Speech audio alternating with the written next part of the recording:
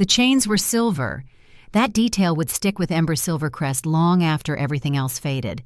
Not iron, not steel, but pure silver that burned cold against her wrists as she stood before the Crescent Moon Pack Council. 19 years old and already condemned. Alpha Brantley sat in the center seat, a man weathered by 6 decades of keeping wolves alive in territory that wanted them dead. Scars crossed his face like a roadmap of battles won and lost. When he looked at Ember, his eyes held something worse than hatred. They held certainty. Ember Silvercrest. The name fell from his mouth like a stone into still water. You stand accused of murder. The word hit her chest like a fist. Around the council circle, 14 wolves watched her with faces carved from granite. Her mother Elena sat among them, tears streaming silently down her cheeks. Her father Marcus wouldn't meet her eyes, and her sister Raven, golden and perfect and everything Ember had never been, stared at her with something that looked like satisfaction. "Murder," Ember whispered. The silver chains rattled. "I didn't murder anyone." Brantley raised one scarred hand. The chamber fell silent. "Didn't you? 2 years ago you attempted to heal Connor Ashwood. A simple fever, something any competent healer could have cured. But you didn't cure him, did you?" The memory crashed over Ember like a wave. Connor at 17, burning with fever that wouldn't break, his parents begging her to try. She'd only been 17 herself, desperate to prove her fire could help instead of hurt. She'd knelt beside his bed and placed her hands on his chest and let the silver flames pour out. The fire had found the infection, burned it away completely, but it had kept burning, deeper, into places she hadn't meant to touch. "I saved his life," Ember said. Her voice cracked. "He lived. He survived," Brantley corrected. "There's a difference." Connor Ashwood woke up human, no wolf spirit, no shift, no connection to the pack bond. You burned away the fever, and you burned away what made him one of us. In our law, that's death. "But he's alive." Ember heard the desperation in her own voice. "He breathes. He walks. He talks. That's not death." Brantley leaned forward. The leather of his chair creaked. "To a wolf, losing your animal is worse than dying. You condemned Connor to walk through life knowing what he lost, feeling the moon pull and being unable to answer. That's not mercy, girl. That's cruelty." Ember's silver fire stirred beneath her skin, responding to the injustice of it all. She forced it down, forced herself to stay calm. "I didn't know. I was trying to help. I didn't know the fire would go that deep." "Ignorance isn't a defense," Brantley said, "but it might be mercy." He gestured, and a guard stepped forward carrying a wooden box. Brantley opened it with careful hands. Inside lay a scroll, edges burned, ink faded with age. "This is the history of your bloodline," he said. "The Silvercrest family. Fire in the blood, magic that burns truth and sickness and corruption. Your grandmother Isolde was one of the greatest healers the Northern Territories ever knew. During the plague 30 years ago, she saved hundreds of lives." Ember's breath caught. She knew this story. Her mother had told it in whispers, late at night when her father wasn't listening. Grandmother Isolde, who had died when Ember was barely walking. The flame that walks, they'd called her. "But there's more to that story," Brantley continued. "Something your mother never told you. The plague didn't just kill with disease, it killed with fear, panic. When wolves started dying, mobs formed. They blamed magic users, blamed healers, and when Isolde saved someone but left them changed, weakened, the mobs called it corruption." He pulled another document from the box. This one was newer, the ink still dark. Isolde's sister, Mira Silvercrest, was burned alive by a mob who thought she'd created the plague instead of fighting it. They tied her to a stake in the town square and set her on fire while she screamed her innocence. She was 24 years old. After that, your family went into hiding, changed their names, scattered, and I prayed, that the Silvercrest fire had died with Isolde. Ember's legs went weak. The chains held her upright. "You knew. All this time you knew what I was, and you let me stay." "I made a promise to your grandmother," Brantley said quietly. "She saved my daughter during the plague, burned the sickness away, and my girl lived, whole and healthy and strong. I swore that if any of Isolde's blood survived, I'd protect them, give them shelter, a chance at normal life." His expression hardened. "But I can't protect you from yourself. or protect the pack from what you might do next time. Next time it might not be Connor lying in bed, unable to shift. Next time it might be a dozen wolves, or 100. Your power is growing, Ember, and you can't control it. I can learn, Ember said. Please, give me time. I'll practice, I'll train. I won't use the fire on anyone until I'm sure I can control it. How many years? Brantley asked. How many years did Isolde train before she could heal without hurting? 20? 30? And at the end of it all, she still burned herself out. Used up every spark of life she had until there was nothing left but ash and memory. Is that what you want? To spend your whole life afraid of your own power? Or worse, to embrace it and become exactly what those mobs feared? Ember had no answer. The truth was, she didn't know. Didn't know if control was even possible. The fire had a mind of its own. It responded to her emotions, her fear, her desperate need to help. And every time she used it, every time she let it out, it wanted to burn deeper, hotter, longer. The council will vote, Brantley said. But before we do, I'm giving you a choice. You can stay, and we'll bind your power.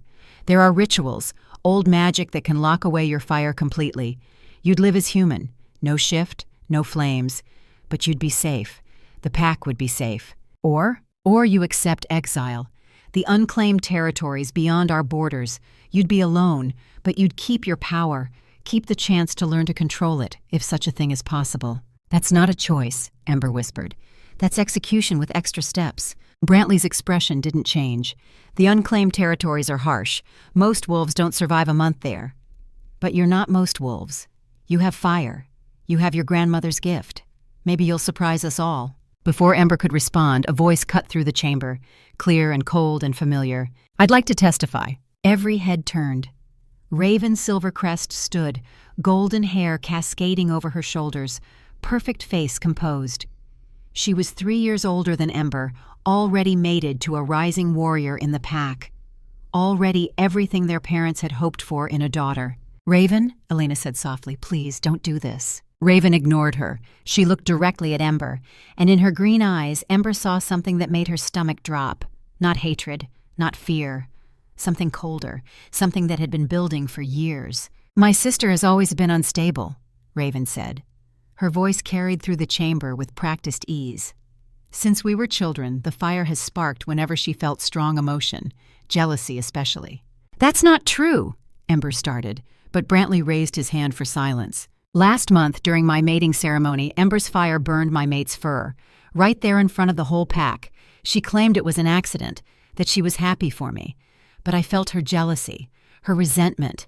She's always resented me for being normal, for fitting in, for having the life she thinks she deserves. I apologized, Ember said.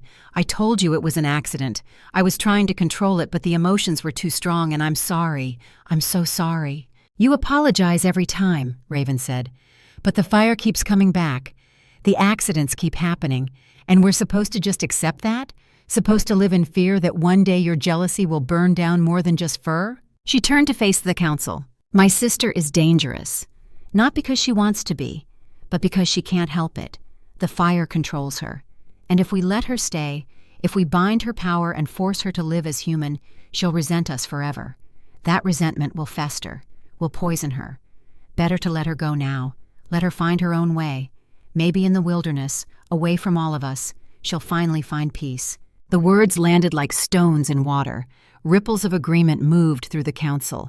Even Elena's tears couldn't hide the relief on her face, the relief that Raven had said what they were all thinking. Marcus finally looked up, met Ember's eyes for the first time. The council's decision is just, he said. His voice was flat, empty. I support exile. Something broke in Ember's chest. Not her heart, something deeper. The last fragile thread of hope that maybe, somehow, her family would choose her, would fight for her, would look past the fire to the girl who only ever wanted to help. Brantley called for the vote. 14 hands rose in favor of exile, 0 against. You have until dawn, Brantley said. Take what you can carry. Head north into the unclaimed territories, and pray to the moon goddess that whatever you are, whatever's inside you, finds purpose before it consumes you whole. The guards unlocked the silver chains. Ember's wrists bore raw red marks where the metal had burned. Elena approached, hands shaking, carrying a leather pack already prepared. I'm sorry, she whispered. Her voice broke. "I'm so sorry, baby. If I'd known when you were born, if I'd seen any sign, I would have." "Would have what?" Ember asked. The question came out sharper than she intended. "Would have drowned me in the river, left me in the woods, killed me before the fire could wake up?" Elena flinched. "Don't say that. Don't ever say that. But you're not fighting for me either." Elena pressed the pack into Ember's hands. Inside were supplies: dried meat, a water skin, a wool cloak that had belonged to Grandmother Isolde, a hunting knife, flint and steel, though Ember would never need them. She could make her own fire. "It's not your fault," Elena said. Tears streamed freely now. "You're not broken. You're just different. And maybe different isn't always bad. Maybe it just means you're meant for something we can't see yet." Pretty words, Ember thought. They didn't stop the pack from watching her leave with relief in their eyes, didn't stop Raven from turning her back without a goodbye, didn't stop her father from walking away as if she'd already ceased to exist. Ember left the Crescent Moon Pack territory as the sun touched the horizon.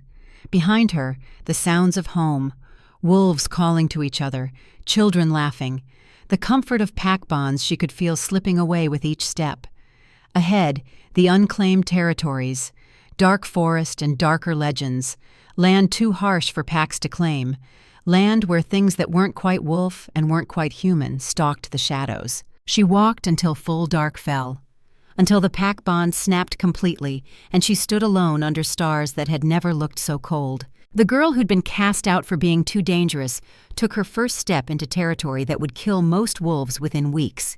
She had no idea that 3 months later, she'd kneel in the snow beside a dying wolf everyone feared, had no idea that her silver fire, the curse that destroyed her life, would become the only thing that could save a king. All she knew was the weight of the pack on her back, the burn of silver chains still ghosting across her wrists, and the desperate, terrible certainty that she was going to die alone in the wilderness, exactly as they'd intended. The fire beneath her skin pulsed, not with rage, not with fear, with something else, something that felt almost like purpose. She ignored it, kept walking. The forest swallowed her whole. Week 1 in the unclaimed territories taught Ember exactly how unprepared she was for survival. The hunting knife in her pack might as well have been decorative. She'd never killed anything larger than a rabbit, and even that had been under supervision, with experienced hunters guiding her hands. Now, alone in forests that seemed to actively resist her presence, she discovered that rabbits were significantly harder to catch when you were cold and hungry and desperate. The first time she tried, the silver fire sparked from her fingertips before she could stop it. The rabbit turned to ash before she could pull the heat back. She'd stared at the smoking remains, stomach growling, and wanted to scream. The second time, she managed to catch one in a snare she'd set up using techniques half-remembered from lessons she'd barely paid attention to. But when she tried to skin it, tried to prepare it the way she'd been taught, the fire came anyway, burned through fur and meat until nothing edible remained. By day 4, she was eating roots and berries and whatever plants she recognized as safe. By day 7, she was lightheaded with hunger, hands shaking as she tried to build a normal fire using the flint and steel from her pack. The irony wasn't lost on her, girl made of living flame, unable to cook a meal without turning it to charcoal. On day 10, she found the trapper's cabin, or what was left of it. Roof half collapsed, walls thick with moss, floor rotted through in places. But it had a stone fireplace that still worked, a door that could be barred from the inside, windows she could cover with the remains of old shutters. It wasn't home, but it was shelter. That night, for the first time since exile, Ember let herself cry. She curled up in the least damaged corner of the cabin, wrapped in Grandmother Isolde's cloak, and sobbed until her throat was raw. The silver fire responded to her grief, sparking across her skin in waves. But for once, she didn't fight it, didn't try to push it down. The fire burned without consuming, warmed her without hurting her. And as exhaustion finally pulled her toward sleep, Ember realized something that should have been obvious from the start. The fire wasn't trying to hurt her, it was trying to protect her. She just had to learn its language. Week 2 brought new lessons, painful ones. Ember practiced on dead wood first, fallen branches and rotting logs scattered around the cabin. She'd place her hand on the wood and whisper instructions to the fire. Burn only the bark, leave the core intact, warm it, don't consume it, show me what you can do. 57 attempts before she got it right.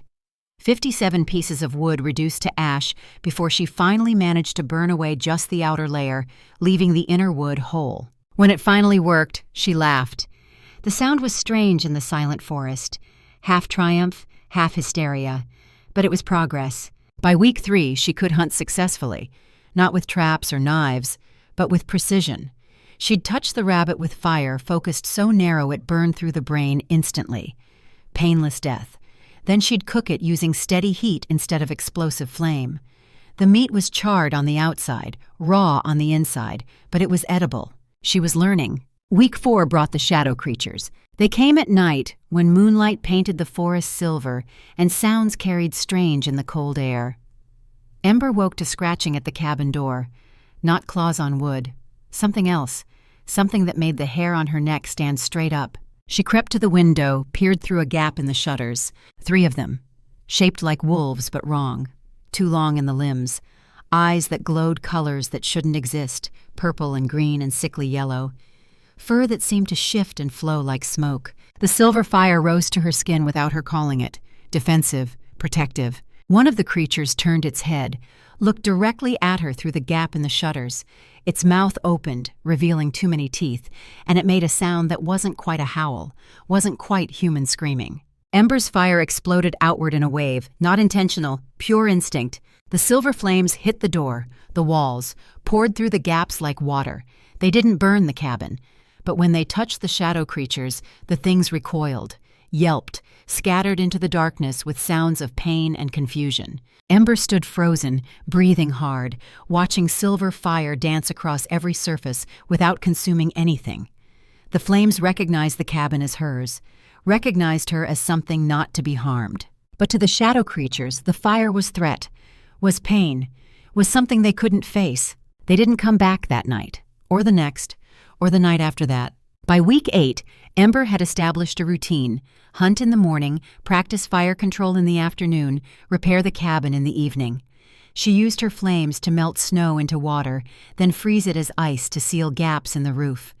She burned away rot from the floorboards without destroying the underlying wood. She learned to let the fire warm her through the coldest nights without sparking visible flames that might draw attention. She was surviving, more than surviving. She was learning to live with the power that had gotten her exiled in the first place. And slowly, so slowly, she almost didn't notice it happening. She was learning not to fear it. Week 12 brought the howling. It started 3 nights in a row, always after midnight, always from the north. The sound cut through the frozen air like a blade, raw and agonized and furious. This wasn't the normal howl of a wolf calling to its pack. This was the sound of something being hunted, something fighting back. Ember barred her door the first night and tried to ignore it. The second night, the howling came closer. She could hear the pain in it, the desperation. Whatever was out there was losing. The third night, the howling stopped altogether. That silence was worse than the screaming had been. Ember stood at her cabin door, hand on the wooden bar that kept it sealed. Common sense told her to stay inside, to let whatever was happening in the forest play out without her involvement. She was exiled, alone. The last thing she needed was to get involved in someone else's nightmare. But Grandmother Isolde's voice echoed in her memory. Soft. Sad.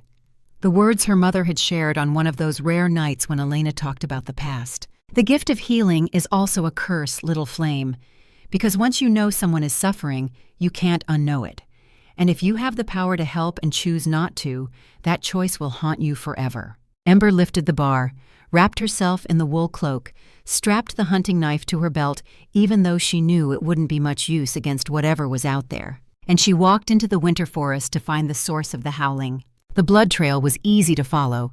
Dark spatters against white snow, leading deeper into the forest where the trees grew close and the canopy blocked most of the moonlight. Too much blood. Ember had hunted enough by now to know what different volumes meant. Whatever had left this trail should have been dead already. She followed it anyway. The forest grew darker as she walked, colder. The trees pressed close like they were trying to block her path. The air felt wrong here, charged like the moment before lightning strikes, like the world was holding its breath. And then she saw him. The wolf lay in a small clearing, his body partially hidden beneath a fallen tree. Massive didn't begin to describe him. Easily twice the size of any wolf Ember had ever seen, even in full shift. His fur was pure black, unmarked except for the blood that soaked it. And he was shaking, his entire body racked with tremors that spoke of fever and infection and approaching death. Ember's breath caught in her throat. She should have run, should have turned around and pretended she'd never seen this, because even dying, this wolf radiated power, danger, the kind of predator that sat at the very top of the food chain. This was the Shadow Wolf, had to be, the monster from the legends, the rogue that killed without mercy. But when Ember took a step closer, drawn by an instinct she couldn't name, the wolf's eyes opened. Amber, bright as sunrise, intelligent, and fixed on her with an intensity that froze her in place. "Hey," Ember whispered. Her voice was rough from disuse.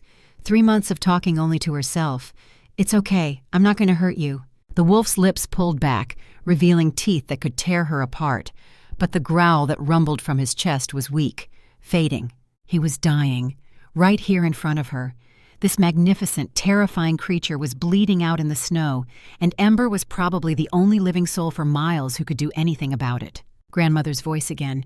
"If you have the power to help and choose not to." "Damn it," Ember breathed. She knelt beside the wolf, ignoring every survival instinct screaming at her to run. Up close, she could see the extent of his injuries. Deep gashes across his ribs, 4 parallel cuts spaced like claw marks from something 50% larger than a normal wolf, a nasty wound on his hind leg, and something worse. Poison. She could smell it in his blood. Acrid and wrong. Copper mixed with rotting meat. Green-black ichor mixed with red, seeping from wounds that should have closed by now. Someone hadn't just tried to kill this wolf, they'd tried to make sure he stayed dead. "This is going to hurt," Ember warned, though she doubted he could understand her. "You're probably going to try to bite me, but if you want to live, you need to trust me. Just for a minute. Can you do that?" The amber eyes narrowed, assessed her, and then, impossibly, the wolf went still, stopped fighting, like he'd made a decision, like he was choosing to trust her. Ember didn't let herself think about how strange that was. She pressed her hands against his largest wound and let go of the iron control she'd maintained over her fire for 3 months. Silver flames erupted from her palms. Not wild this time, not uncontrolled. She'd learned too much in the wilderness for that. The fire poured into the wolf's body with purpose, seeking, hunting. It found the infection first, burned it away like cobwebs in flame, then it found the poison. Ember gasped as her fire touched the toxic substance. This wasn't normal poison. This was something else, something that fought back. The green-black ichor seemed to have a will of its own, multiplying when her flames touched it, creating more shards of corruption faster than she could burn them away. "It's not poison," she realized. Horror crawled up her spine. "It's a curse, designed to kill anyone who tries to heal you." But Ember had spent 3 months learning to adapt, learning to let the fire think for itself. She stopped trying to pull the poison out. Instead, she let the flames burn hotter, deeper, not extracting the curse but incinerating it, turning it to ash inside the wolf's bloodstream. The cost was immediate. This wasn't like healing Connor's fever. This was 10 times harder, 100 times. The fire demanded more power, more life force, more of herself than she'd ever given before. The wolf's body convulsed. A howl tore from his throat. Pain and shock and something else, something that sounded almost like recognition. Ember held on, even as her own strength began to waver, even as the silver fire demanded more and more of her. She'd never healed anything this big before, never pushed her power this far. But she couldn't stop now. If she stopped, he'd die. And for reasons she couldn't explain, that was unacceptable. "Come on," she gasped. Sweat froze on her face despite the heat pouring from her hands. "Come on, damn you. Fight. Live." The wolf's eyes locked onto hers, and Ember swore she saw something flicker in those amber depths. Something human. Something that knew exactly what she was doing. Something that was choosing to fight alongside her instead of against her. The healing fire surged one last time, white-hot and absolute.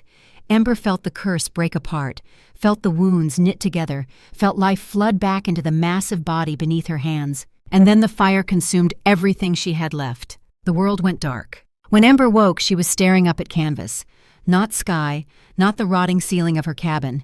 Canvas, a tent. She bolted upright, her heart hammering. silver fire already sparking at her fingertips in self-defense. Where was she? How had she gotten here? The last thing she remembered was the wolf, the healing, the overwhelming exhaustion as the fire drained everything from her. Ember spun around, searching for the massive black wolf she'd healed, and found something that made her blood run cold. A man. He sat in the corner of the tent, perfectly still, watching her with eyes that glowed amber even in the dim light. He was beautiful in the way dangerous things are beautiful, all sharp edges and controlled power, dark hair that fell past his shoulders, features that could have been carved from stone, a body that radiated strength even at rest. He wore simple black clothing that looked expensive, and there were silver rings on his fingers that marked him as someone important, someone powerful, someone Ember had definitely seen before. Her mind flashed back to a year ago, the annual gathering of the Northern Pacts, the ceremony where the Alpha King himself had presided over territorial disputes, his presence so commanding that even the strongest alphas had bowed their heads in deference. Ember had been nobody then, just another young wolf in the crowd, trying to stay invisible while her silver fire sparked nervously beneath her skin. But she'd seen him. Everyone had. Thorn Ironclaw, Alpha King of the Northern Territories, legend made flesh, the man who'd sentenced 3 wolves to exile that day for daring to challenge his authority. The man who now sat 3 feet away from her, alive and whole and utterly terrifying. "You," Ember whispered. Her voice cracked. "You're alive." "Thanks to you," Thorn Ironclaw finished. His voice was like dark honey, smooth and dangerous and impossible to ignore. He stood, and Ember's instincts screamed at her to run. But she was trapped between him and the tent wall, and besides, her legs felt like water. The healing had taken too much out of her. Thorn crossed the space between them in 2 strides. He moved like a predator, graceful and deadly. And when he crouched down to her level, Ember stopped breathing. "What's your name?" he asked. Ember's mind raced. Should she lie? Would he recognize her from the gathering? Would he remember that her pack had petitioned for permission to exile her? "I can hear your heartbeat," Thorn said. Amusement flickered across his features. "You're terrified. But you weren't afraid when you knelt beside a dying wolf in the snow. Why is that?" "The wolf couldn't ask questions," Ember shot back before she could stop herself. Thorn's lips curved into something that might have been a smile. "True." He tilted his head, studying her with an intensity that made her feel like he could see straight through her skin. "You have silver fire in your veins. I felt it when you healed me. That's rare." "I'm aware. And you're alone out here. Exiled, I'm guessing. Since no wolf would choose to live in the unclaimed territories unless they had no other choice." Ember's jaw tightened. "Is there a point to this interrogation?" "Yes." Thorn reached out, and before Ember could flinch away, he caught her hand. His thumb brushed across her palm, right over the spot where her silver fire burned hottest. "I'm trying to figure out why the moon goddess would send a cursed, exiled little wolf to save the life of a king." "I'm not cursed," Ember snapped, even though she'd said the exact same thing about herself 100 times. "And I didn't save you for any grand reason. You were dying. I could help. So I did. Just like that. Just like that." Thorn stared at her for a long moment. Then he laughed. A short, sharp sound that held no humor. "Do you know how many wolves would have let me die? How many would have celebrated finding the great Alpha King bleeding out in the snow?" Ember pulled her hand from his grip. "Sounds like you have some enemies." "More than I can count." Thorn's expression darkened. "The poison in my blood wasn't an accident. Someone on my own council tried to have me assassinated 3 days ago, hired a pack of rogues to hunt me down, made sure I couldn't heal, left me to die slowly." Horror crawled up Ember's spine. "Your own counsel?" "Power makes people do terrible things," Thorn said. He stood, his presence filling the tent. "But what's done is done. I survived, and now I need to repay the debt I owe." "You don't owe me anything," Ember said quickly. The last thing she needed was to be in debt to the most powerful alpha in the North. "I helped because I could. That's it. We're even." "No," Thorn said softly. His amber eyes burned into hers. "We're not." He moved to the tent entrance, then paused. When he looked back at her, there was something in his expression that made Ember's breath catch. Something calculating. Something that made her understand she'd just become a piece on a board she didn't fully see yet. "What's your name?" he asked again. This time, Ember couldn't find a reason not to answer. "Ember," she whispered. "Ember Silvercrest." Thorn's eyes widened, just slightly, like he recognized the surname, like it meant something. Silvercrest, he repeated, tasting the name, the bloodline that was supposed to be extinct. Ember's heart stopped. I don't know what you're talking about. But the lie was transparent, and they both knew it. Thorn smiled then, a real smile, sharp and dangerous and hungry. Yes, you do, and that Ember Silvercrest changes everything. He moved back to the tent entrance, raised the flap. Tomorrow we ride for Ironclaw Fortress, 2 days' travel. You'll meet wolves who'll want to use you, fear you, or kill you to tie up loose ends, possibly all three. His expression softened slightly, almost gentle. But you'll also meet wolves who desperately need what you can do. Wolves who've been waiting their whole lives for someone like you to prove that fire in the blood isn't curse but gift. What if I can't? Ember whispered. What if I'm not strong enough for whatever you think I am? Then we'll find out together. Thorn's hand touched the tent flap. Rest while you can.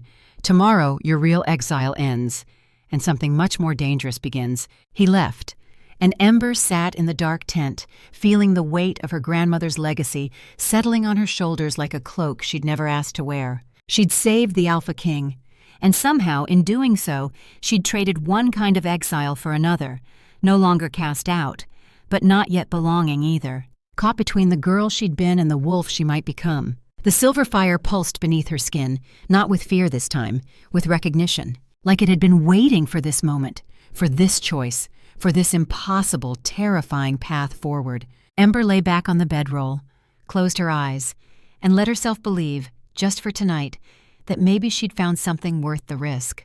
This was only the beginning. The journey to Ironclaw Fortress took 2 days on horseback, 2 days of riding through territory that grew progressively less wild and more civilized. 2 days that would change everything Ember thought she knew about power, loyalty, and what it meant to belong. Thorn had given her a horse, a small brown mare, steady and patient with inexperienced riders. Ember had never been on a horse before exile. The Crescent Moon Pack had been too poor for such luxuries. Walking had been good enough. Now, watching Thorn move with his massive gray stallion like they were one creature, she felt the gap between them like a physical weight. The first morning, Thorn rode in silence, letting her adjust to the saddle, letting her find her balance. His 6 surviving guards flanked them at a respectful distance. Professional, alert, men who'd proven their loyalty by staying to fight instead of running when the assassination attempt happened. It wasn't until they stopped for midday rest that Thorn spoke. We need to talk about what happens when we reach the fortress. Ember slid off her horse with legs that screamed protest. Every muscle she owned hurt. I assumed you'd point me at traitors and I'd tell you who's lying. Thorn handed her a water skin, drank from his own. It's not that simple. The council won't just let some exiled wolf touch them because I ask nicely. They'll demand proof, tests. They'll try to discredit you before you ever get close. So what do? We prepare. Thorn gestured for her to sit. She did, grateful. He remained standing, pacing, thinking aloud. Your fire responds to corruption, truth, lies. But you need to trust it more. Stop second-guessing yourself. I'm not second-guessing, Ember protested. I'm being careful. There's a difference. Is there? Thorn stopped pacing, looked at her directly. When you healed me, you didn't hesitate. You saw poison and you burned it. Instinct. Now you're thinking too much. Because the stakes are higher, Ember said. If I'm wrong about Connor Ashwood's fever, one wolf loses his shift. If I'm wrong about your counselors, innocent wolves die. Then don't be wrong. Thorn crouched down to her level.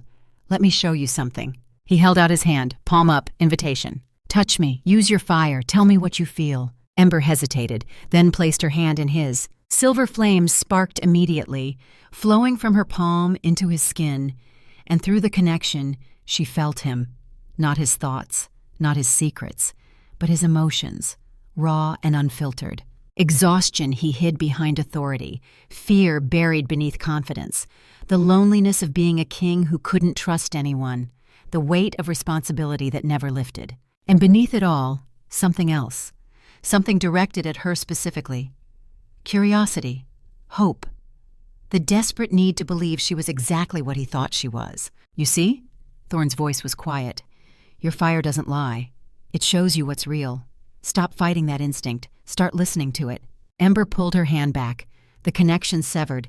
She felt cold without it. What if the fire shows me something I don't want to see? What if you're not who I think you are? Then you'll know the truth.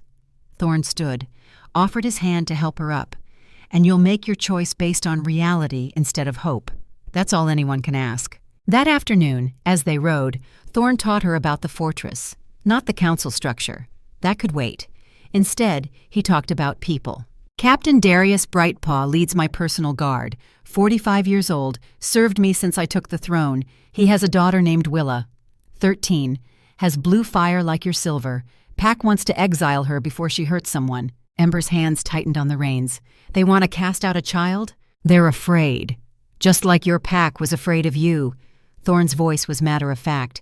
But if you prove Firebloods aren't dangerous, maybe his daughter gets to stay home. The weight of that settled on Ember's chest. Who else? Morgana Ashford, military advisor, best tactician in the Northern Territories. Lost her mate 2 years ago in a border skirmish. She'll test you, hard. But if you pass her tests, you'll have no fiercer ally. What kind of tests? The kind that hurt. Thorn glanced back at her. Morgana doesn't believe in coddling. If she thinks you're weak, she'll expose it. If she thinks you're lying, she'll prove it. She respects strength, competence, nothing else. Sounds charming. She's necessary. Thorn's voice was firm. When this kingdom goes to war, Morgana is the reason we win. But she needs to believe you're an asset, not a liability. How do I convince her? You don't. You show her. Thorn faced forward again. And you start by not flinching when she comes at you. They camped that night in a clearing with Thorn's guards. Captain Darius Brightpaw approached Ember while she tried to set up her bedroll, clearly struggling with the unfamiliar equipment. Here, he said gruffly, let me show you. His hands were efficient, practiced. Within seconds, the bedroll was properly arranged, protected from the cold ground. Positioned near the fire but not too close. Thank you, Ember said. Darius nodded, hesitated, then pulled something from his pocket. A small wooden carving. A wolf, no bigger than Ember's thumb, details sharp and careful. My daughter made this, he said. His voice went soft in a way that didn't match his battle-hardened exterior. Willa. She's 13, has fire like yours, blue flames instead of silver. Ember's breath caught. She's a Fireblood? Darius's jaw tightened. Was going to be exiled next month. Pack wants her gone before the fire gets stronger, before she accidentally hurts someone. He pressed the carving into Ember's hand. She made this for you. Said to give it to the Fire Lady if I ever met one. She's been alone her whole life, thinking she's a monster, thinking there's something wrong with her. His eyes met Ember's, and in them she saw desperation. Saw a father who'd do anything to save his child. If you can prove Silvercrest fire isn't a curse, he said quietly. If you can show the packs that Firebloods aren't dangerous, maybe my girl gets to stay home. Maybe she doesn't have to live in exile like you did. The weight of that hope settled on Ember's shoulders like a physical thing. She closed her fingers around the wooden wolf. I'll try, she said. I promise I'll try. Darius nodded once, sharp, military. Then he walked back to his post, leaving Ember holding a carving made by a child who'd never met her, but already saw her as hope. The second day brought Ironclaw Fortress into view. Ember had seen impressive structures before. The Crescent Moon Pack's longhouse had seemed grand when she was young. The gathering hall where the annual ceremonies took place had towered over everything else in her limited world. This was different. Ironclaw Fortress rose from the mountainside like it had been carved from the stone itself. Massive walls of dark granite, 300 feet high in places, studded with guard towers that pierced the low clouds. Silver gates that gleamed even in the weak winter sun. 12 towers, each flying banners that snapped in the mountain wind. How many wolves live here? Ember asked. Her voice came out smaller than she intended. 1,200 in the fortress itself, Thorn said. Another 3,000 in the territories we control directly. The Northern Territories as a whole? Nearly 50,000 wolves spread across 200 packs. And you rule all of them. I try to. Thorn's expression was wry, though apparently not successfully enough to prevent assassination attempts. As they approached the gates, Ember studied the defensive positioning. Guard posts every 50 feet along the walls. Archers visible on the ramparts. Murder holes above the entrance where defenders could rain down attacks on anyone trying to breach. The South Tower has fewer guards than the others, Ember said, counting as they rode closer. If I were an assassin, that's where I'd strike. Private quarters mean isolated target. Thorn's head snapped toward her, sharp, assessing. How did you see that? I counted. Ember pointed. North, East, and West towers each have 6 guards visible. South Tower only has 3. For the first time since they'd met, Thorne smiled with genuine warmth. You think like a tactician. Most healers focus on saving lives. You're already thinking about how to defend them. 3 months alone in territory that kills trained warriors, Ember said. You learn to think strategically or you die. The smile widened. Which is why you're right about the South Tower. It's intentionally understaffed. I don't actually sleep in the royal quarters. Haven't since the assassination attempt. My real chambers are in the East Wing basement, disguised as storage. Clever. Survival. Thorne's expression sobered. When you can't trust your own counsel, you learn to think 3 steps ahead of everyone else. The gates opened before they reached them. A man strode out, tall and silver-haired, wearing robes that spoke of wealth and position. Everything about him screamed political animal. The smooth face, the practiced smile, the way he moved with confidence born from decades of navigating power. And Ember's silver fire stirred without her calling it. The moment she saw him, the flames reached out, tasting the air around him like a wolf scenting prey. And what they found made her stomach turn. Not poison in his blood, not the kind of corruption she'd burned out of Thorne, but something else, something deeper. A stain on his soul that reeked of betrayal wrapped in silk words. Your Majesty, the man said. His voice was smooth as oil. We feared the worst. When the search parties found no trace, when the rogues' bodies were discovered, but not yours, we thought. You thought I was dead, Thorne finished. His voice was pleasant. Absolutely lethal. Tell me, Aldrich, how long did you wait before calling for a succession vote? The man's heartbeat spiked. Ember felt it through the fire's connection, felt the surge of fear he was desperately trying to hide. 3 days, Your Majesty, as tradition dictates. When the 4th day came with no word, no sign, the kingdom cannot be without leadership. Surely you understand. Oh, I understand perfectly. Thorne dismounted in one fluid motion. And who exactly did the council plan to nominate as my successor? That hadn't been decided yet. We were still in discussions when— Liar. The word cracked through the courtyard like a whip. Guards stopped moving. Servants froze in doorways. Everyone within earshot went silent, watching their king call out his chief counselor in front of witnesses. Aldrich's face went pale. Your Majesty, I don't know what you think you know, but I assure you— I know, Thorne said, his voice dropping to something cold and dangerous, that someone on my council hired assassins to hunt me down like an animal. I know that I was poisoned with something designed to prevent healing, something designed to make sure I died slowly and alone in the wilderness. He took a step closer to Aldrich. The older man actually flinched. And I know that the only people who knew I'd be in those woods that day were my inner circle, my most trusted advisors, the wolves I thought would rather die than betray me. Aldrich opened his mouth, closed it, seemed to realize that nothing he said would help. Thorne gestured to Ember. She slid off her horse, legs unsteady from 2 days of riding, but she forced herself to stand straight, to walk forward with confidence she didn't feel. This is Ember Silvercrest, Thorne said. Every eye in the courtyard turned to her. Healer, last living descendant of Exiled Silvercrest, the flame that walks. She has the ability to sense corruption, to see truth beneath lies, and today she will help me find out who tried to kill me. Murmurs rippled through the gathered crowd. Ember heard her grandmother's name whispered like a prayer, saw recognition dawn on faces that had probably grown up hearing stories about the legendary healer. Tomorrow, Thorne continued, we hold an emergency council session. Every counselor will be tested.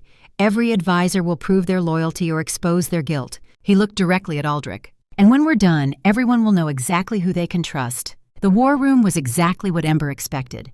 Stone walls covered in maps, troop deployment markers, supply route charts, territory boundaries marked in different colors. This wasn't a throne room for receiving courtiers. This was where real decisions got made. Thorne dismissed the guards, barred the door. Then he turned to face Ember with an expression that was equal parts determined and troubled. Aldrich has a daughter, he said without preamble. Lissa, 16 years old. She was kidnapped 8 weeks ago. Ransom note said if he helped remove me, she'd live. If he refused, they'd send him pieces of her.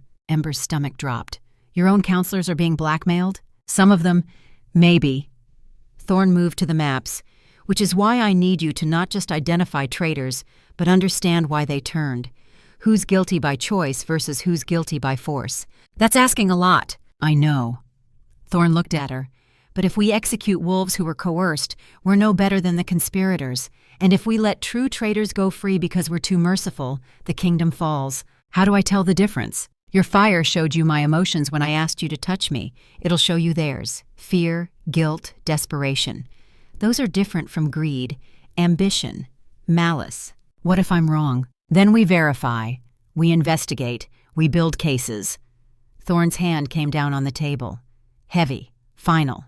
"I'm not executing anyone based solely on your word, but your gift gives us a starting point." He rolled out a scroll. 15 names, the council members. "These are the wolves you'll test tomorrow. Some are loyal, some are traitors. Some are probably being forced to cooperate. Your job is to sort them." Ember stared at the list, felt the weight of what he was asking. What if they refuse to be tested? "Then they're guilty," Thorn said simply.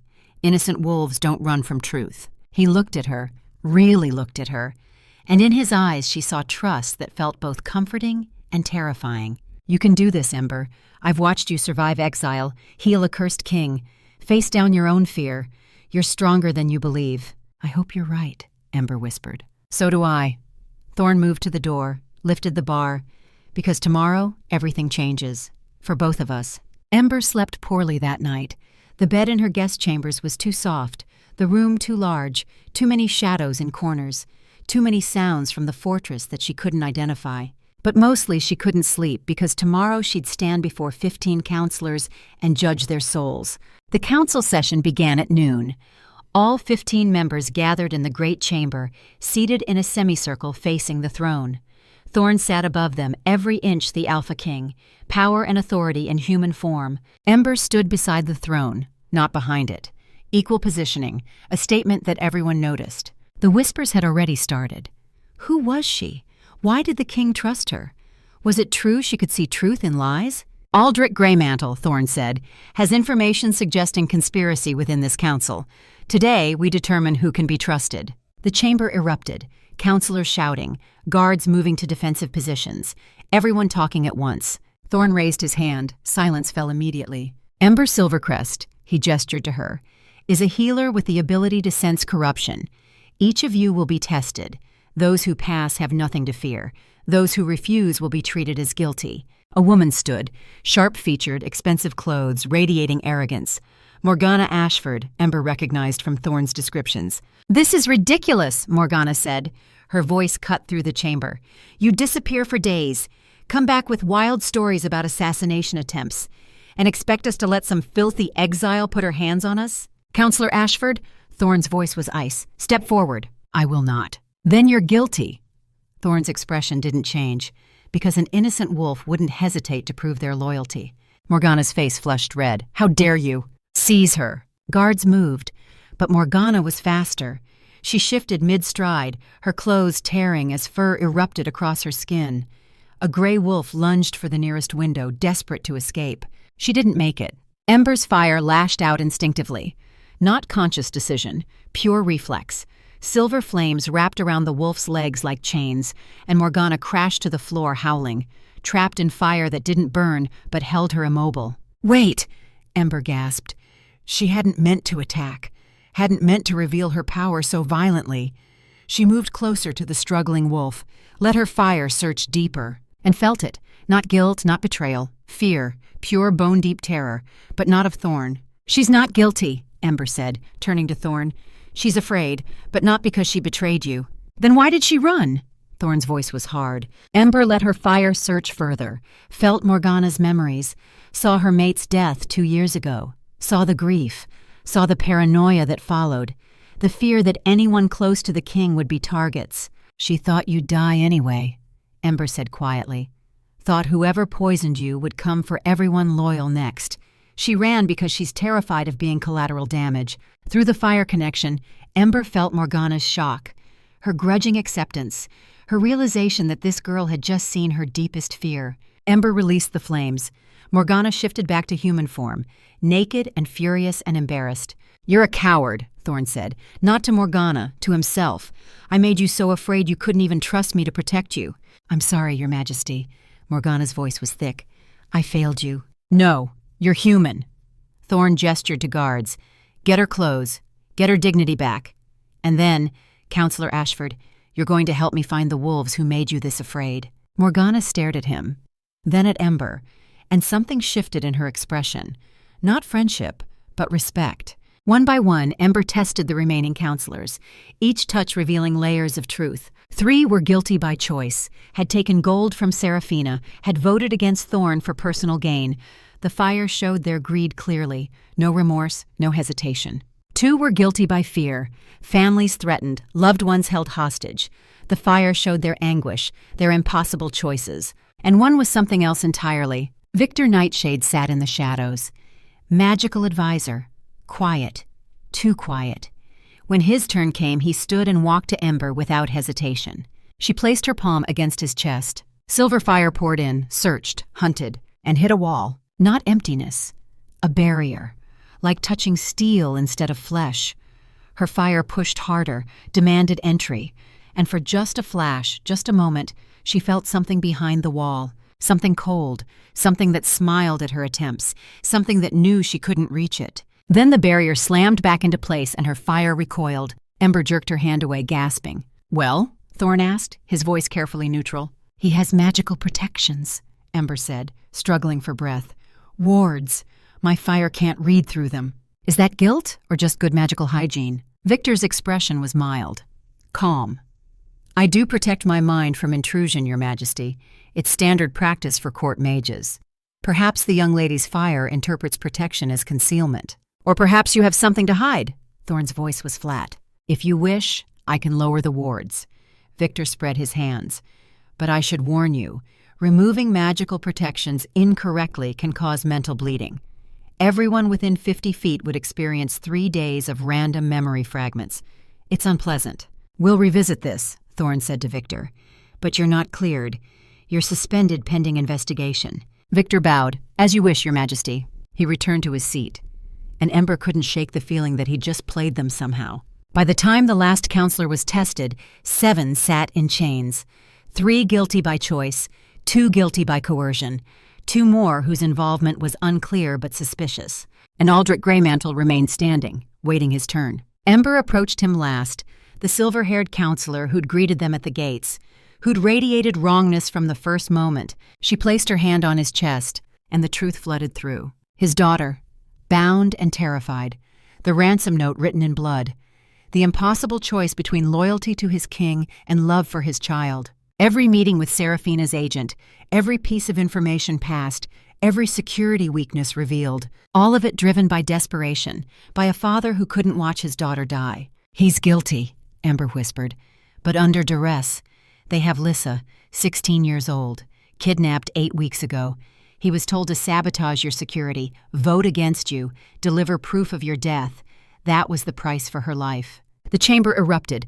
Aldrich's legs gave out. He fell to his knees, chains rattling. "I'm sorry," he gasped. "I'm so sorry. They have my daughter. I couldn't let her die. I couldn't—" "Who has her?" Thorn's voice cut through the chaos. "Who gave the orders?" "I don't know." Aldrich looked up, tears streaming. "Ravens, anonymous messages. I was to report to a dead-drop location. I never saw faces, never heard names." Thorn turned to Morgana. "Find her. Use every resource we have. Lissa Greymantle is somewhere in these territories, and I want her found." "Yes, Your Majesty." Morgana's voice was firm. Thorn looked at Aldrich, still kneeling, still broken. "You betrayed me, got me nearly killed. By all rights, I should execute you." Aldrich nodded. "I understand. But you also loved your daughter enough to damn yourself for her. That's not evil. That's human." Thorn's voice softened slightly. "You'll be confined until we rescue Lissa. If you've told the truth, if you cooperate fully, you'll live. Your daughter will live. And you'll spend the rest of your life earning back the trust you shattered." "Thank you." Aldrich's voice broke. "Thank you, Your Majesty." As guards led the prisoners away, Thorn turned to Ember. "You did it," he said quietly. "You sorted guilt from coercion. Exposed traitors without condemning the desperate." Ember looked down at her hands. They were shaking. "I can still feel them. All those lies, all that corruption." "It gets easier," Thorn said, then softer, or so I'm told. He guided her toward a side door. "Come with me. There's something you need to see." They descended into the fortress, deeper than the war room, deeper than the dungeons, down to where the oldest stone still stood. And there, in a chamber that shouldn't exist, Ember saw it. A shrine, silver altar, eternal flame burning without fuel, symbols carved in walls that seemed to shift and breathe.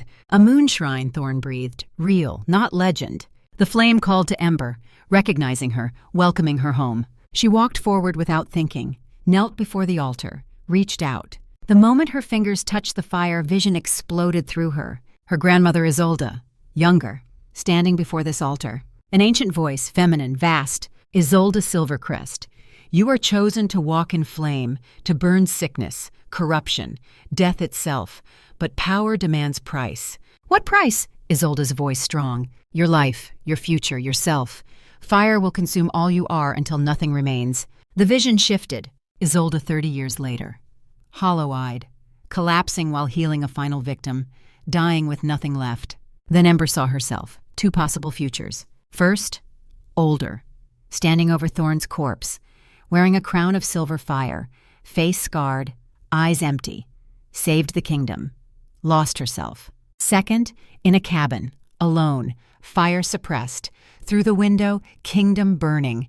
She'd chosen self-preservation, abandoned everyone. The voice returned, gentler now, her grandmother's voice. Ember, listen, prophecy is not path, it is warning. Two futures shown equal, two failures. Grandmother's face appeared. I chose kingdom, lost myself, couldn't feel love, joy, even pain, just duty. What do I do? Ember begged. You don't choose path, child. You create one, with people you trust. Fire doesn't have to burn alone. I thought it did. I was wrong. Final words appeared in silver flame. She who burned alone will set world aflame, but she need not burn alone if she learns to trust the wolf who sees her clearly. The vision shattered. Ember was thrown back. Thorn caught her before she fell. What did you see? His voice urgent. Two ways I fail, Ember whispered, and one way I might succeed, if I learn to trust. Trust who? Thorn looked at her with such intensity, such hope. You, Ember said. I think the prophecy means you. Then let's prove it wrong together. Thorn helped her stand. Because I refuse to let you burn out like your grandmother. And I refuse to watch this kingdom fall. So we find the third path, the one the prophecy didn't show. How? By actually trusting each other. Thorn's voice was firm. By sharing the burden. By refusing to let either of us carry this alone. He held out his hand, formal, binding. Partners? Ember took it. Silver fire sparked where their palms touched. Partners, she agreed. And standing in the ancient shrine, with prophecy swirling around them and impossible choices ahead, Ember felt something she hadn't felt since exile. Not hope exactly, something stronger. Certainty that whatever came next, she wouldn't face it alone. The raven arrived at dawn. Ember woke to the sound of wings beating against her window. Heavy, insistent. Not the normal birds that nested in the fortress walls. Something bigger, something that carried intent. She opened the shutters and the bird swooped in. Massive, black as midnight, with a red ribbon tied to its leg and intelligence in its eyes that made her skin crawl. The raven dropped a sealed letter on her bed. Then it cawed once, sharp and mocking, and flew back out into the gray morning light. Ember's hands shook as she broke the seal. The handwriting was elegant, feminine, each letter formed with careful precision that somehow made the words more threatening. Dear husband, I have 3 gifts for you. Aldrich's daughter Lissa, still waiting for rescue. Darius's daughter Willa, newly acquired. And your favorite healer's sister Raven. Meet me at Widow's Peak at noon today. Come alone, or they burn. A sketch was included. 3 girls bound and gagged. Lissa at 16, terror in her eyes. Willa at 13, blue flames sparking desperately around her tied hands. And Raven, golden and perfect and absolutely terrified. Ember's silver fire exploded across her skin, not controlled, not careful, pure rage that made the air shimmer with heat. She was dressed and out the door before conscious thought caught up with instinct, running through corridors, downstairs, following the pull toward Thorn's war room. Guards tried to stop her. She burned past them, not hurting them but making it clear that nothing short of killing her would slow her down. She found Thorn already reading an identical letter. Captain Darius stood beside him, face gray as ash, hands clenched white. Willa, Darius whispered. She has my Willa. Thorn looked up when Ember burst in. His expression was carved from stone, but his eyes held fury that matched her own. Seraphina, he said, not a question. Ember threw her letter on the table. They took Raven, my sister, the one who testified against me. Seraphina took her anyway, just to hurt me. Her voice cracked. just to prove she can. Thorn unrolled a map. Widow's Peak was marked in red, a mountain ridge northeast of the fortress. Narrow spine of rock with 300-foot cliffs on both sides. It's a trap, Darius said. Military training fighting through fear. Perfect kill zone. She'll have archers on high ground. 20, maybe 30 wolves. If you go alone, you're dead before you reach the hostages. I know, Thorn said, which is why I'm not going alone. The war room filled quickly. Morgana Ashford, proven loyal and fierce. Henrik Stoneheart, the elderly counselor. 3 trusted captains. And Ember, standing beside Thorn at the map table. Widow's Peak, Thorn said, is unassailable from the south. Single approach path, narrow, easily defended. He traced the cliff lines, but the south cliff has ledges, 12-inch outcroppings every 15 feet, climbable, and with someone who can create handholds. Everyone looked at Ember. You want me to lead a climbing team, she said, up a 200-foot cliff, in daylight, while archers watch the main path. Exactly. Thorn's finger moved. I approach from south, loud, obvious, draw attention. Meanwhile, you take a strike team up the cliff, hit from behind. Morgana leaned over the map, calculating. It could work.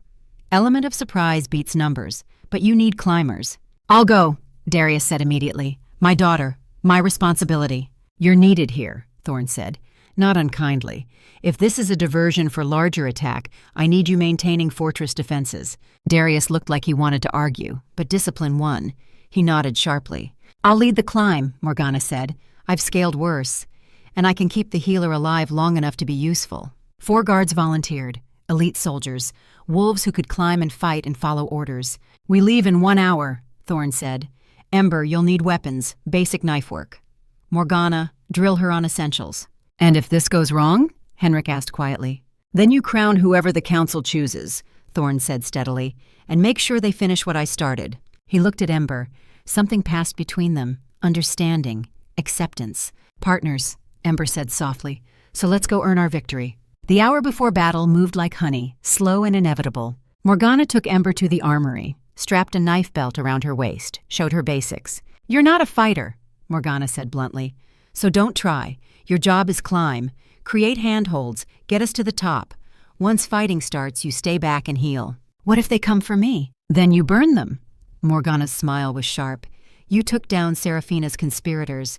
You can handle her lackeys. Thorn found her after Morgana left. He'd changed into climbing gear, light armor, flexible, dark colors. You don't have to come, he said. You've already done more than anyone could ask. Would you blame me if I didn't? Thorn considered that. Honest. No. But I'd be disappointed, because I think you're braver than you believe. Raven testified against me, Ember said. Wanted me exiled, maybe dead. I know. Thorn moved closer. But she's still your sister, and you're going to save her anyway, because that's who you are. What if I can't do this? Then we fail together. Thorn's hand cupped her face. But Ember, I've watched you survive exile. Heal a cursed king, face prophecy and refuse it. You don't freeze, you adapt. He leaned in, forehead to hers. Trust your fire, trust yourself, and know that I'll be right there, fighting beside you. The climb began at the south cliff base.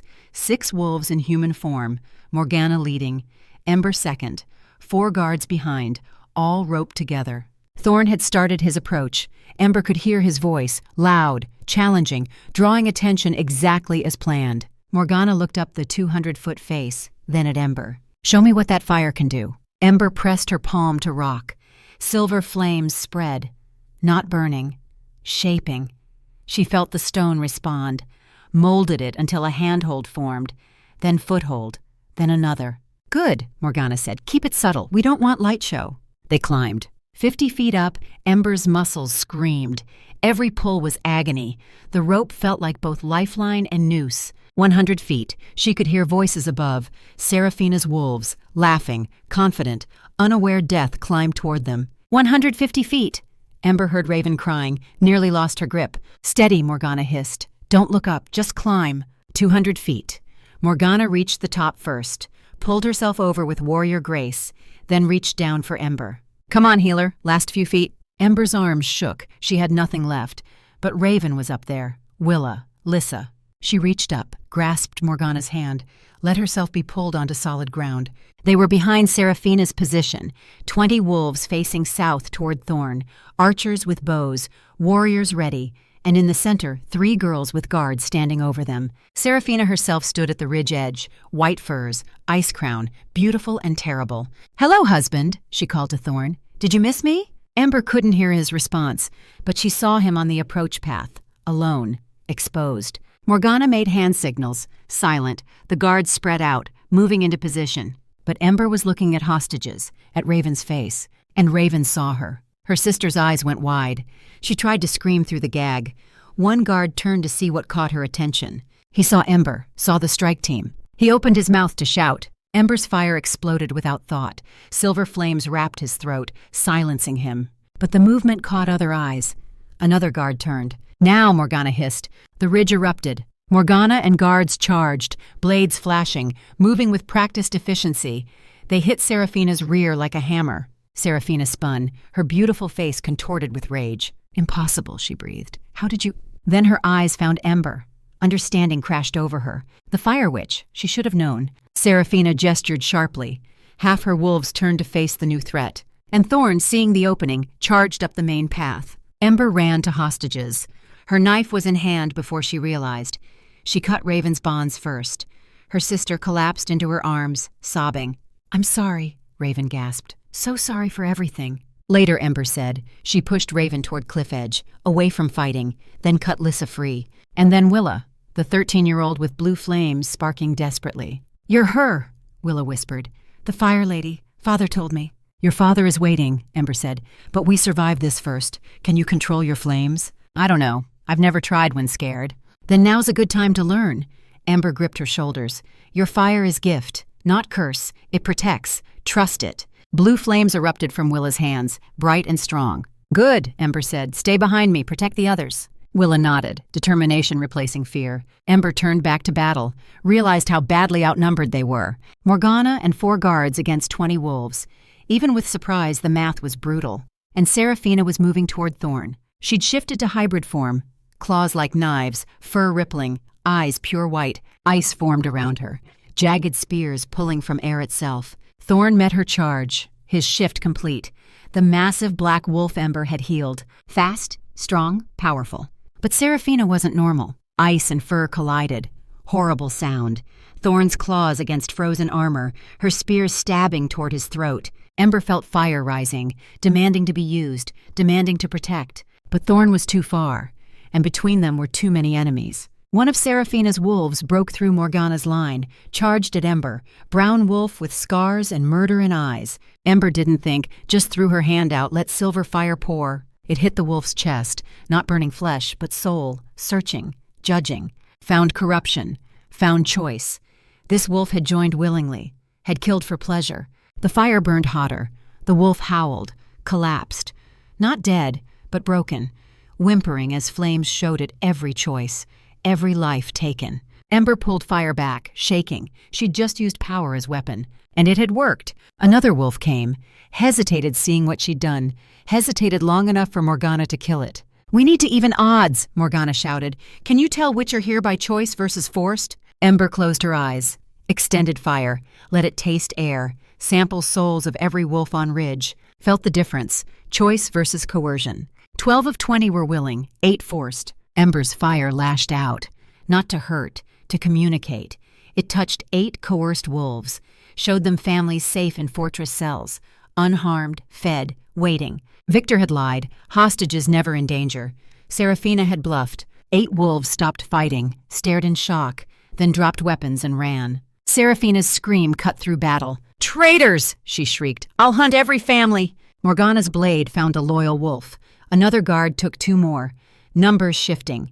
20 against 6 became 12 against 6. Almost even. But Seraphina was still tearing into Thorn, her ice countering his strength.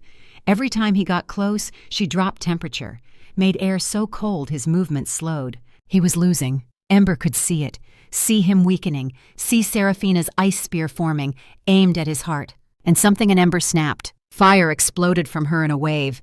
Every ounce she'd held back since exile, every spark she'd feared, all of it pouring out. Silver flames wrapped around Thorn like second skin. And this time she didn't just heal, she merged. Connection was instant.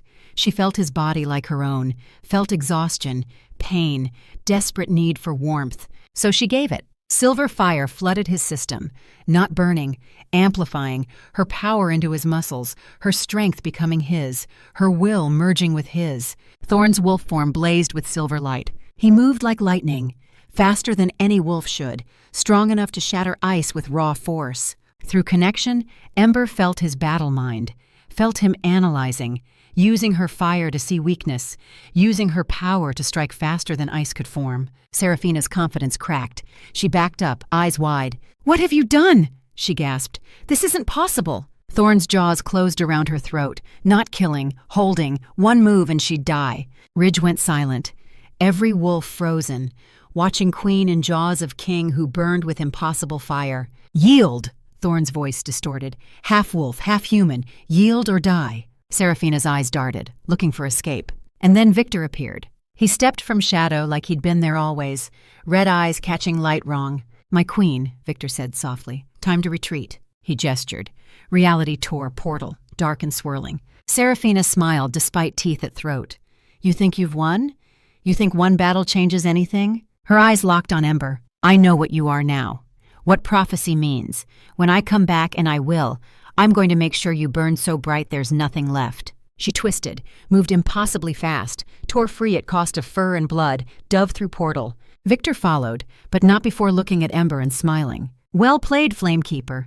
But this game has many moves." Portal snapped shut, gone. Thorn shifted to human, still glowing. He swayed. Ember felt connection break, suddenly separate, exhausted. She collapsed. Morgana caught her.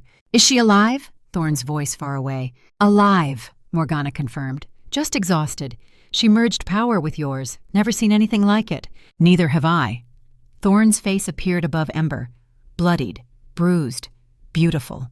"What you did, that shouldn't be possible." "Prophecy said I'd burn alone," Ember whispered. "But I didn't. I burned with you." Thorn's hand found hers, squeezed. "Yes, you did." Aftermath was chaos turned order. Seraphina's remaining wolves captured. Coerced ones let go with warnings. Hostages escorted down safer path. Raven stayed close to Ember, quiet, ashamed. Finally she spoke. "I was jealous," she said, "of your power, your fire. I wanted to be special. So I told Council you were dangerous. Lies mixed with truth until I believed them." Tears streamed down her face. "You saved me anyway. Why?" "Because you're my sister," Ember said simply. "And you don't deserve to die for someone's conspiracy." "I don't deserve forgiveness. Good thing I'm not offering it." Ember's voice was steady. "You hurt me, betrayed me. That doesn't disappear because you're sorry." She stopped walking, made Raven look at her. "But you don't deserve to spend life thinking you're irredeemable. Go home. Tell Alpha Brantley everything. About conspiracy. About how Fireblood he exiled saved your life. And if he still wants me gone, then you find me." Ember smiled slightly. "I could use a sister who understands what I am. Not forgiveness, but a bridge. Possibility of healing." Willa found Ember in a courtyard. Blue flames finally calm. "Thank you," she said, "for showing me fire isn't curse, for trusting me." "You did well," Ember said. "Your father would be proud." "Is he?" Willa's voice went small. "Proud or ashamed he has Fireblood daughter? Come with me." Ember led Willa to where Darius stood. Captain's face lit seeing his daughter. He dropped to knees and wrapped her in crushing hug. "I thought I lost you," he whispered into her hair. "I'm okay, Papa." Willa hugged back. "Fire Lady saved me, taught me to use flames. Look." She held out hand. Blue fire danced, controlled, beautiful. Darius looked at Ember over daughter's head. Tears streamed. "Thank you," he mouthed. Ember nodded. Weight of promise kept. 3 weeks after the battle, on the first true day of spring, the council convened for a ceremony that would change everything. Not in the Great Chamber, in the courtyard, under open sky, where all 1,200 fortress wolves could attend, where witnesses could see truth being spoken. Seraphina Coldvale, Thorn announced, is formally charged with treason, attempted regicide, conspiracy, and crimes dating back 30 years. He unrolled documents, coded letters, plague bioweapon formulas, everything proving Seraphina's family created the disease that killed hundreds. "The disease that killed Ember Silvercrest," Thorn continued, "while she tried to save my grandmother. Seraphina's vendetta wasn't just power, it was revenge. Her mother was one Isolde healed, but fire burned too deep, left her unable to shift. She lived but was broken. Seraphina blamed healer instead of plague. Murmurs rippled through crowd. Horror, understanding. Seraphina will be found, Thorn said. Tried. She will face justice for every life destroyed. He turned to Ember. But today I honor the wolf who stopped her, who exposed conspiracy, who saved not just my life but this kingdom. Every eye turned to Ember. Ember Silvercrest, Thorn said formally. You came as exile, told you were dangerous, cursed, too broken. He smiled, warm, proud. Instead, you proved yourself most valuable wolf in my court, saved lives, revealed truth, stood beside your king when anyone else would run. He held up silver ring, not jewelry, seal of office. I name you Flamekeeper of the Northern Territories, guardian of truth, protector of throne. Your word carries crown's weight. Your fire burns corruption from our land. The crowd erupted in howls, not fear, acceptance, recognition. Ember took ring with shaking hands, slid it on her finger. The Flamekeeper's oath, Thorn said. Repeat after me.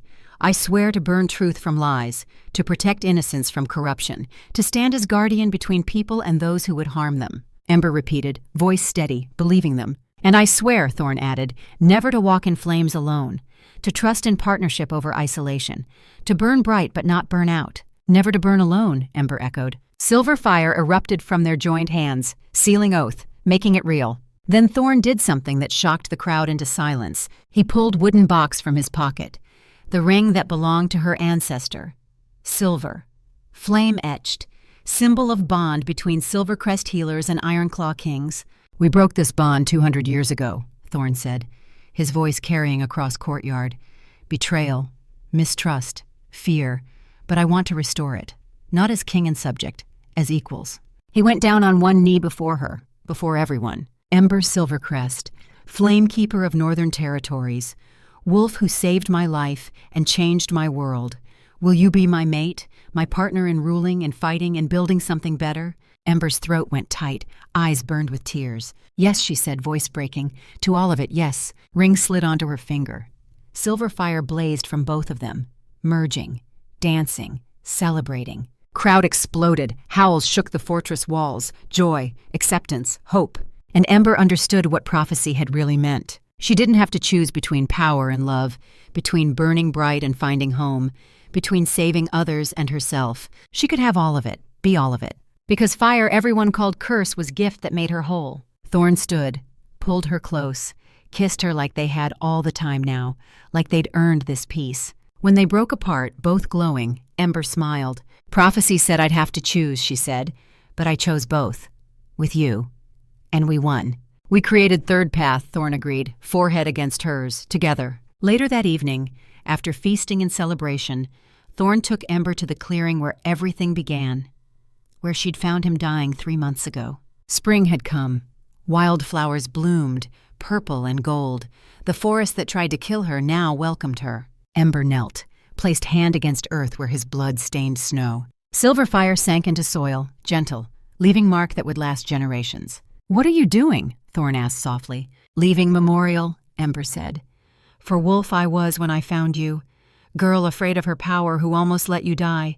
Exile who thought she'd never belong. She stood, brushed dirt from hands. She deserves to be remembered, even if I'm not her anymore. You're still her, Thorn said. Just more, stronger, braver. Same woman who refused prophecy, Ember added, who created Third Path. She looked at him, really looked, at scars, at silver in hair, at weight he carried. Thank you, she said, for seeing me, for giving me space to figure out who I am instead of who everyone said I should be. Thank you for staying, Thorn countered, for not running, for standing beside King with more enemies than allies. They stood in clearing filled with wildflowers, 2 figures holding hands, glowing with fire that didn't burn. Voiceover, Ember's voice, soft, certain. Prophecy said I'd burn alone, but I found someone who saw my fire clearly, who stood in flames and didn't flinch. Together we proved power doesn't have to consume, it can create. Flamekeeper's oath, to burn truth, to protect innocence, to never walk in flames alone again. Wide shot, forest glowing in twilight, fortress in distance, 2 figures wrapped in flame and love and possibility. Girl exiled for fire had found someone to burn with, and world would never be the same. In Fortress, Willa practiced blue flames under Ember's guidance, learning control, learning strength. Learning different wasn't curse, but gift. In Dungeons, last conspirators awaited trial, justice coming. In council chambers, new advisors took seats, loyal wolves who'd fight for kingdom worth saving. And in clearing, two wolves stood together, King and Flamekeeper, partners, equals, mates. Northern territories had been saved by fire everyone thought was curse. And girl everyone told was broken proved she was exactly what world needed. Silver flames danced in wind, warm and bright and beautiful. Never burning alone again. The end.